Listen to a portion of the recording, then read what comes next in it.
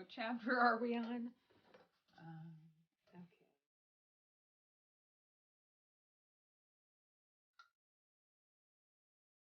Well, welcome to the dungeon. I'm Robin, and this is Flameworking 101.7. I had to write it down because I forget volumes and episodes and 101s and all this stuff. So I got to keep myself straight. And today, what we're going to do is work on of a barrel shape. Okay, so that's going to entail rolling the glass on your graphite pad underneath my torch in order to roll the glass out. And we'll talk about that a little bit more when we get down to it. Other than that, I hope you enjoy this volume 7. So let's get started, and we'll see you afterwards. Okay, we are ready.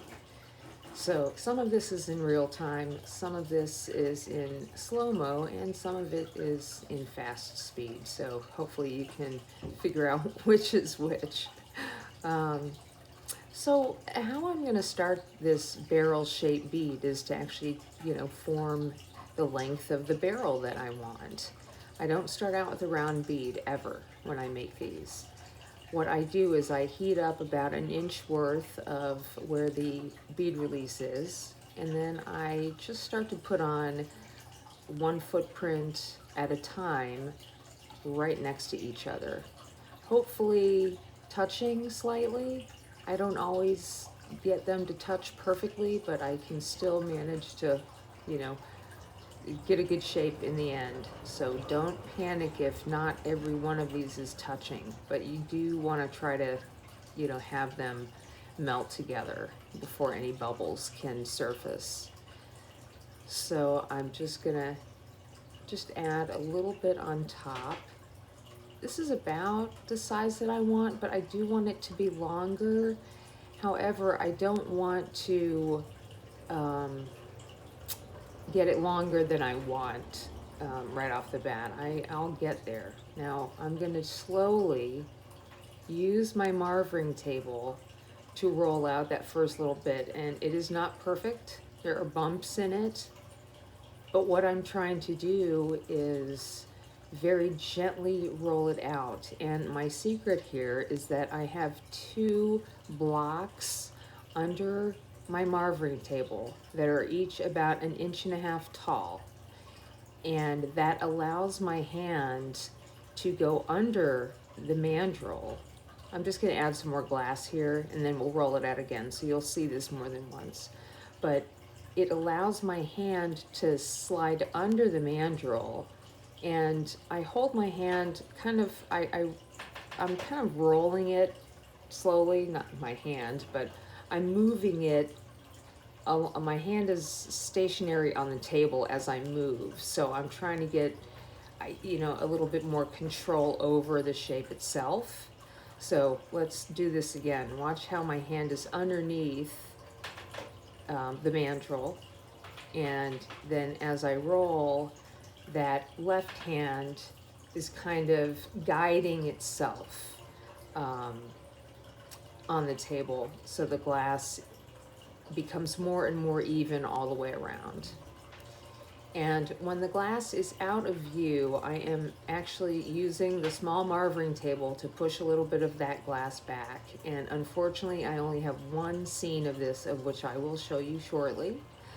But when you do this action, the edge of it kind of pushes back a little bit, and then you want to roll that out. Now I've done that on one side, so basically I get to the point where I like one side, and then I'll let that, like the right side of this bead is cool, and I heat up the left side of the bead, and that's what I work on. So the right side becomes the guide for the rest of the bead, and that has been so helpful for me making these barrel beads, or any long shape bead. You can keep adding to this if you want to make it longer and longer. And we're finished with this, so you can put on any design, any pattern that you want to. I am going to just put on a little cane. And when I put the cane on, I'll heat it up and stick it to the glass. And then I very gently heat up. I can tell this is in real time because my hands are shaking like that. But what I'm doing is the flame is just underneath where that stringer is, just enough to melt that stringer, but nothing else. You notice that the underlying bead is not overheated. And this is important because when I go to reheat that pattern, I have a solid inside to work on. I'm not sure what this is. So, oh, here it is. This is what I'm doing on the edge of my top marvering table every time. Do you notice how I'm not cutting into the bead release or anything? And that's really important. Don't cut into the bead release and don't press too hard. It's very, very gentle. I have to stop real quick because there's somebody out mowing right now. Just give me a second. Okay, hopefully that's a little better. So we're going to make one more of these so I can run through this with you.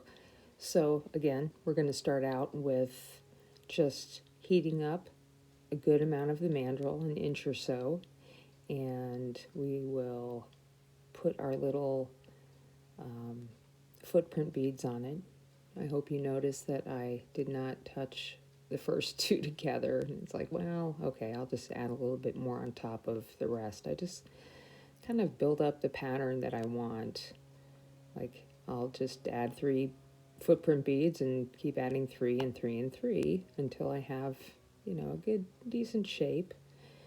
Let's do the slow-mo here. So look at the bead itself right now. It's not too hot, and it's not a perfectly round shape because that's not what I'm going for. I want to get to the marvering table before the bead becomes round, even if it has a couple dings in it.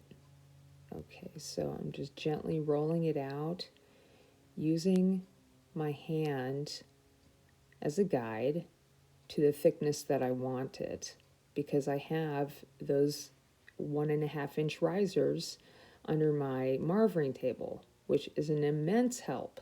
You have to, I really enjoy doing that underhanded roll. That really helps me to keep a stably, is that a word? Stably round bead or barrel shaped bead. And again, I'm just going to heat it up slightly and then roll it out just slightly. Now let's add a little bit more here because I want this to be a little bigger, not too small. And I don't want to add any glass to the very ends. I just add it to the middle. And again, before the bead can become round, I will force it back down into that barrel-shaped bead. And here is where I start to heat just the one side, using the cool side as my guide to the roundness of the rest of the bead. And I'm so sorry, but when it is off screen, I am using that little marvering table to straighten up the very edge so you get a really nice edge.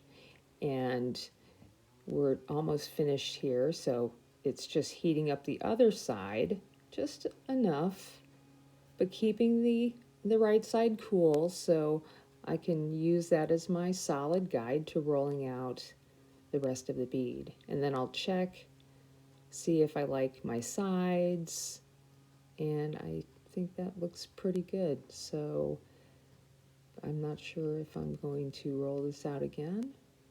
Yes, I am. I do a lot of shaping before I actually put the pattern on.